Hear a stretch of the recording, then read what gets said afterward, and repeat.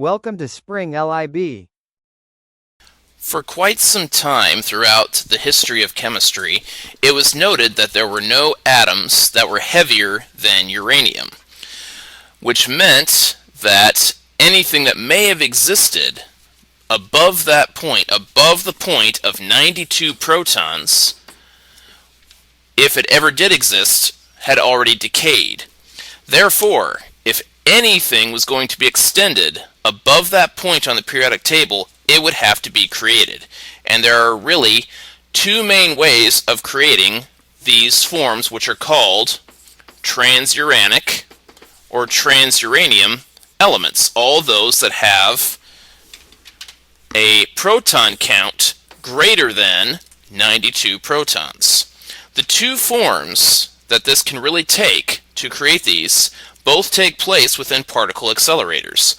One of them is known as neutron bombardment, in which case an suitable element, such as uranium-238, would be bombarded with neutrons in order to form a heavier element, such as plutonium. Neptunium.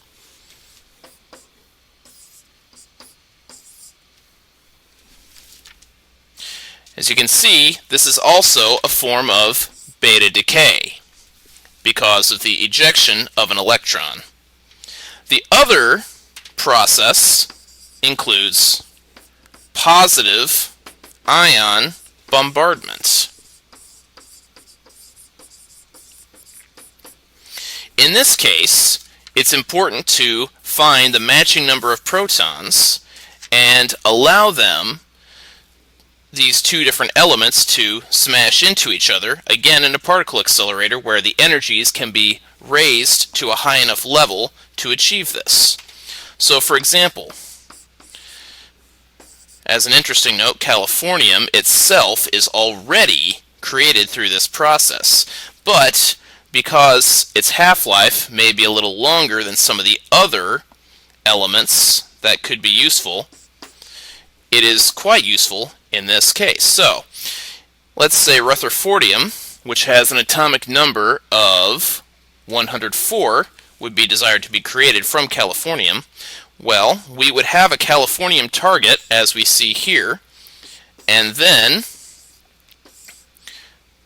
launch carbon-12 atoms at it until fusion can occur. This will result, as well,